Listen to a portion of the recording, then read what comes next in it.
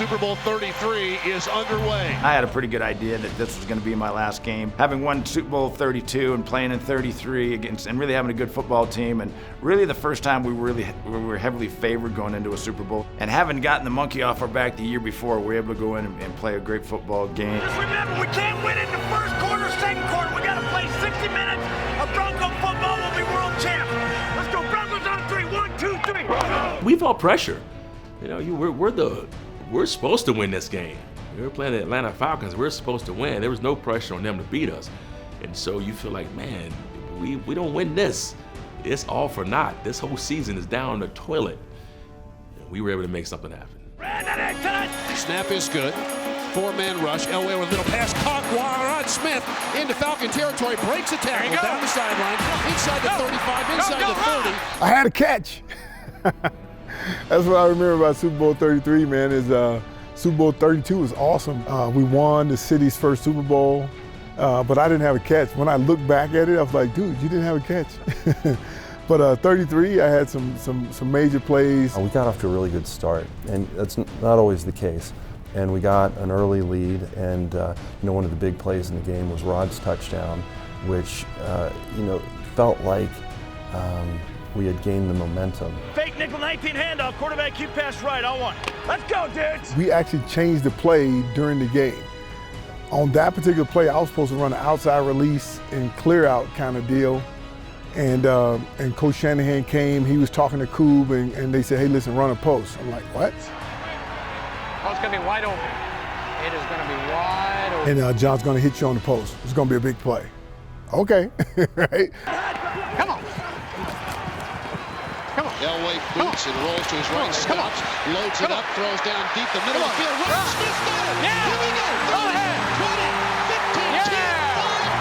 Rod Smith, Denver, touchdown. That play to Rod Smith, I think, really told the whole story of that football game. That whole night was just amazing, and then to win back-to-back, no one thought we could do it. I think we even had some doubts in terms of if we could get there and do it again, but once we got in the game, everything started rolling, and they couldn't stop us. That was the third year in a row we were having a lot of fun. We had that unfortunate upset against Jacksonville, but I thought we were the best team in the NFL that season.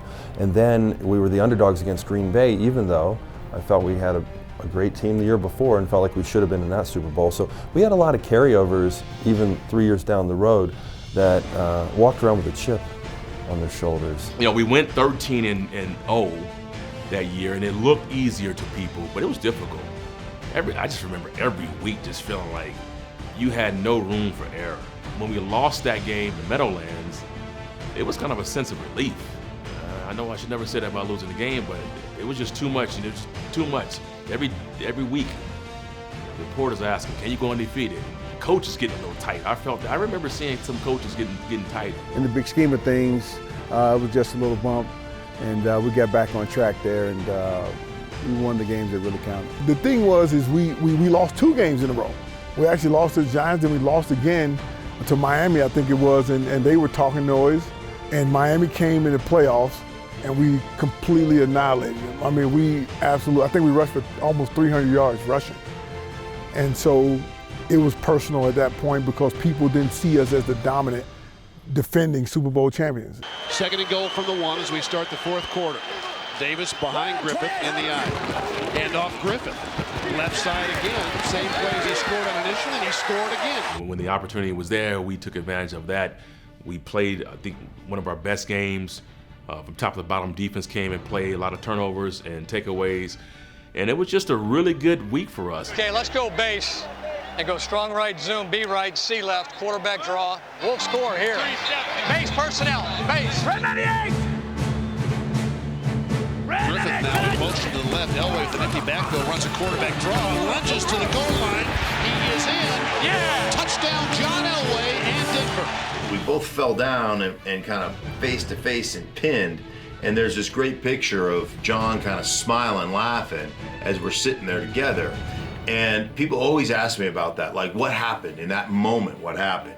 The expectation is some kind of real football-esque, football 101, grind it, can you believe we just won this thing? And he's looking at me and I'm looking at him, and I said, hi buddy, how you doing? just like that. Hi, buddy. How you doing? And he starts laughing, and he goes, "You're an idiot." And we both laughed together, and that was the whole story behind that picture. It wasn't, nothing that you would have expected it to be at that moment, that kind of pivotal moment where you realize you just won back-to-back world championships. And I remember when it ended, I didn't want it to end. And normally it's over, we won, and, let the clock run out. But that was a great group of guys on that team, great coaching staff.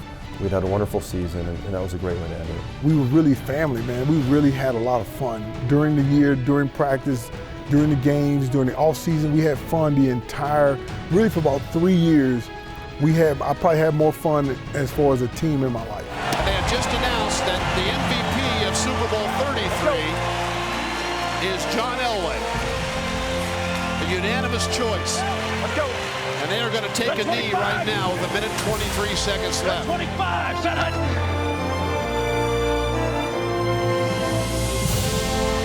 Elway now is going to leave the game. His helmet is off, both arms extended in the air. And if it's not his last game, it sure seems like it. And I was testing the theory to see how it would feel. Even though I hadn't totally jumped over the line and said I was going to do it, and I took 3 or 4 months to do that. But I kind of tested walking off, and it was influenced by the fact that we'd won the championship. So it made me still think that maybe I had another year in me. This one's for you.